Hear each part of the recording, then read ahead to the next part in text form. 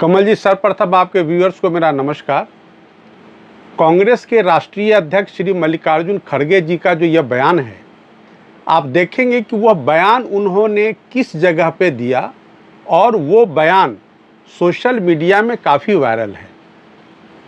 उस बयान को जब आप देखेंगे तो वह बयान मुस्लिम समुदाय के बहुत बड़े मीटिंग में, मुस्लिम समुदाय के सभा में वो एक वक्ता के रूप में वक्तव्य दे रहे थे और वक्तव्य देने के दरमियान उन्होंने यह कहा कि भारतीय जनता पार्टी और आरएसएस एक जहरीला सांप है। और उन्होंने भाषण देते वक्त कहा कि जहां भी बीजेपी और आरएसएस के लोग आपको मिलें, अपना नवाज छोड़ करके आप उनको मारें और उनको मारने का काम करें। इस तरह का उन्होंने बात उस मुस्लिम समुदाय की सभा में कही है। अब प्रश्न ये उठता है कि आज जो माननीय सर्वोच्च न्यायालय हिंदुओं के खिलाफ हेट स्पीच का मामला सुनवाई कर रही है, तो यह जो मामला है मल्लिकार्जुन खड़गे जी का, इस तरह का जहरीला बयान जो एक समुदाय विशेष को उकसा रही है, एक समुदाय विशेष को भड़का रही है कि वो धार्मिक उन्माद खुद में पैदा करके और भारतीय जनता पार्टी और आरएसएस के लोगों को मारने का काम करे, तो क्या ये हेट स्पीच के दायरे में आता है या नहीं आता है? अभी तक किसी भी न्यूज़ चैनल पे, किसी भी प्रिंट मीडिया में मैंने ऐसा कोई समाचार नहीं पढ़ा है और देखा है जिसमें कि पुलिस के द्वारा या सरकार के द्वारा मल्लिकार्जुन खड़गे जी के इस भड़काऊ भाषण पर, मल्लिकार्जुन खड़गे जी के बदले की भावना से ओतप्रोत भाषण पर, मल्लिकार्जुन खड़गे जी के धार्मिक उन्माद फैलाने वाले भाषण पर कोई कार्रवाई की गई हो आज तक की तारीख में। तो यह एक प्रश्न उठता है कि क्या स्वतः माननीय न्यायालयों को या सरकार को मल्लिकार्जुन खड़गे जी के इस विषैले बयान पर कार्रवाई करनी चाहिए या नहीं? धार्मिक उन्माद से भरे इस बयान पर कानूनी कार्रवाई होनी चाहिए या नहीं? यह एक अपने आप में बहुत बड़ा यक्ष प्रश्न बन के आज सरकार और न्यायपालिका दोनों के समक्ष खड़ा है कि क्या किसी भी पॉलिटिकल पार्टी का राष्ट्रीय अध्यक्ष या नेता देश के समुदायों के बीच उन्माद फैला करके अपने पार्टी की राजनीतिक रोटी सेकने का कानून या संविधान उसे इजाज़त देता है या नहीं? इन तमाम प्रश्नों को आज खड़ा कर दिया है मल्लिकार्जुन खड़गे जी का धार्मिक उन्माद फैलाने वाला बयान जो सोशल मीडिया में वायरल हो रहा है। और इस बयान का खंडन न तो कांग्रेस के किसी नेता ने किया, न स्वयं मल्लिकार्जुन खड़गे जी ने आज तक किया है। इसका मतलब कि वह जो बयान सोशल मीडिया में तैर रहा है और जिससे कि समाज के अंदर जो सांप्रदायिक सौहार्द है उस माहौल को बिगाड़ रहा है, तो इस पर त्वरित कार्रवाई होनी चाहिए थी। लेकिन हमारा जो दिल्ली सरकार का गृह मंत्रालय या भारत सरकार का गृह मंत्रालय है, अब तक इस पर कोई कार्रवाई नहीं की है।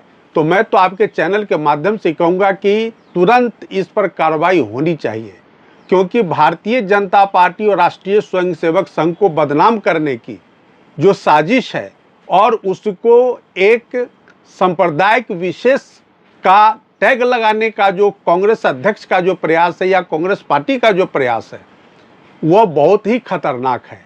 और मुझे तो लगता है कि शायद ये बनाना रिपब्लिक की ओर खड़गे जी और कांग्रेस के अन्य नेता इस देश के रिपब्लिक को बनाना रिपब्लिक बनाना चाहते हैं, देश के सांप्रदायिक माहौल को बिगाड़ कर।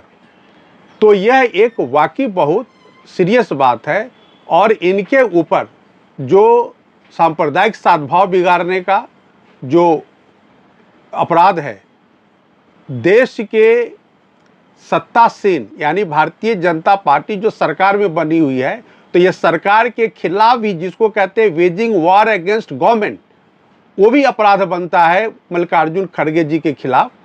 और देश के सांप्रदायिक माहौल को बिगाड़ने के लिए जो हमारे भारतीय न्याय संहिता में कई तरह के प्रावधान हैं, उस प्रावधानों के तहत इनके खिलाफ केस दर्ज करके और कार्रवाई होनी चाहिए, इनको जेल के भीतर डालना चाहिए।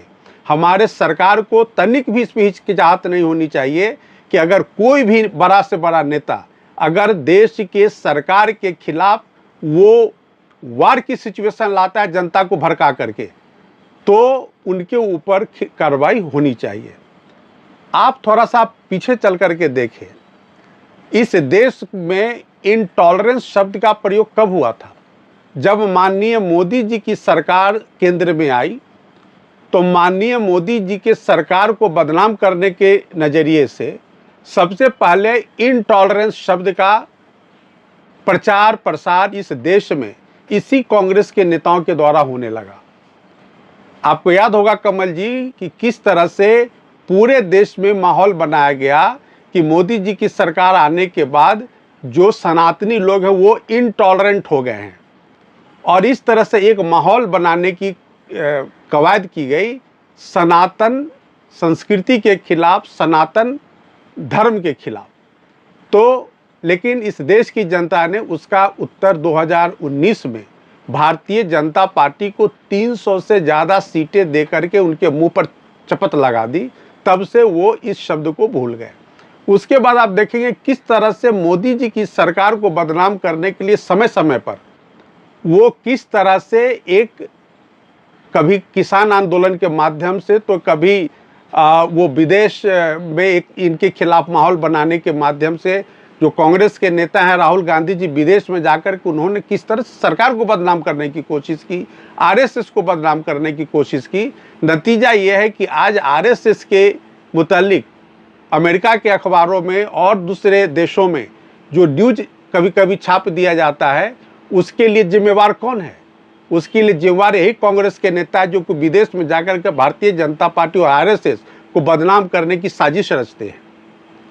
तो एक जो कांग्रेस का जो एक सिस्टम चल पड़ा है कि सनातन को बदनाम करके, आरएसएस को बदनाम करके, भारतीय जनता पार्टी को बदनाम करके वो एंटी सनातन, एंटी हिंदू एक सेंटिमेंट पैदा करने की कोशिश कर रहे हैं देश के अंदर और देश के बाहर। और वो ये कहने की कोशिश कर रहे हैं कि हिंदुओं के अलावा इस देश में दूसरे संप्रदाय के लोग सुरक्षित नहीं हैं। वो इस तरह की बात करने की कोशिश कर रहे हैं। तो आखिर आशय क्या है? आशय यह है कि किस तरह से जो सांप्रदायिक ताना बाना इस देश का है, जहाँ की हर संप्रदाय के लोग आपस में मिलजुल करके प्यार भाव से रहते हैं, उस ताना बाना को तोड़ा जाए। और सबके पीछे वोट का नज़रिया है।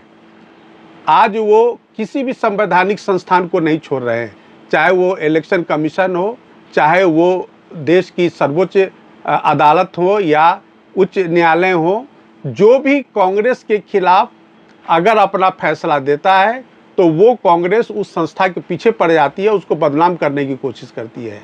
तो संवैधानिक संस्थाओं का चीरहरण, सरकार का चीरहरण, और आज सरकार में सत्तासीन जो सबसे बड़ी पार्टी भारतीय जनता पार्टी, उसका चीरहरण, और तो और राष्ट्रीय स्वयंसेवक संघ का चीरहरण, यह जो परंपरा कांग्रेस की जब तक चलती रहेगी, मैं आपको आश्वस्त करता हूं, कांग्रेस मिट्टी के गर्त में जाती रहेगी। वो कभी भी राजनीतिक पटल पर उभर करके नहीं आ सकती है।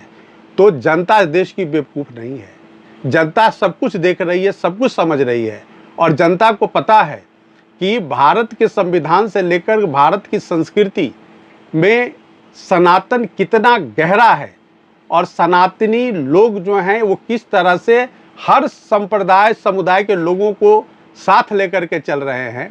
आज ईरान एक तरफ युद्ध झेल रहा है, तो दूसरे तरफ देश के सनातनियों को वो धन्यवाद कर रहा है कि किस तरह से जब ईरान से पारसी भारत में आए तो किस तरह से भारतीय राजाओं ने उनको गले लगाने का काम किया, किस तरह से भारतीय लोगों ने उनको अपनाया, और उसी तरह से जिस तरह से दूध में चीनी घुल जाता है, वो जो विदेशी मूल के लोग भारत में आए वो आज भारतीय बन करके भारत के अंदर में है। उन्हें कोई आज दूसरे देश का नागरिक नहीं कहता है, बल्कि उनको सच्चा राष्ट्रभक्त मानता है। तो जो राष्ट्र के प्रति समर्पित, चाहे वो जिस धर्म और समुदाय का लोग हो, अगर वो राष्ट्र के प्रति समर्पित है तो यह राष्ट्र और यहाँ के सनातनी उसको गले लगाने का काम करते आ रहे हैं। यह इतिहास में सर्वविदित है। तो खड़गे जी के कहने से कोई मुसलमान वो बीजेपी, आरएसएस और सनातनियों पर वार नहीं करेगा। इतिहास ने देखा इस देश की संस्कृति को, और हम लोग मिलजुल करके रहे हैं, भाईचारा का माहौल है। उसको जो बिगाड़ने की कांग्रेसी नेता, यहाँ तक कि उसके राष्ट्रीय अध्यक्ष माननीय खड़गे जी कर रहे हैं, यह बिल्कुल आप यूँ समझें कि यह बदले की भावना से, पॉलिटिकल द्वेष की भावना से और इस देश के सनातनी संस्कृति को मिट्टी में मिलाने की भावना से इस तरह का भाषण कांग्रेस के द्वारा, कांग्रेस के नेताओं के द्वारा दिया जा रहा है। और दुख की बात है कि अभी तक इसका खंडन किसी कांग्रेस के नेताओं ने नहीं किया गया है। इसलिए माना जाए कि यह कांग्रेस का विचारधारा है, जिसको कांग्रेस के राष्ट्रीय अध्यक्ष ने एक समुदाय विशेष के सभा में अपने मुखारबिंद से प्रकट किया। जिन्ना ने तो देश बांटने का काम किया धार्मिक आधार पर, लेकिन ये तो देश के अंदर जिस तरह से धर्म को भड़का करके ये मार काट करवाना चाहते हैं, तो ये तो मोहम्मद अली जिन्ना से एक कदम आगे जा करके इस देश के अंदर जो एक धार्मिक सौहार्द का माहौल है उसको बिगाड़ करके, मार काट करवा करके ही अपना राजनीतिक रोटी सेकना चाहते हैं। ये तो बहुत ही घृणित वक्तव्य माननीय खड़गे जी का है।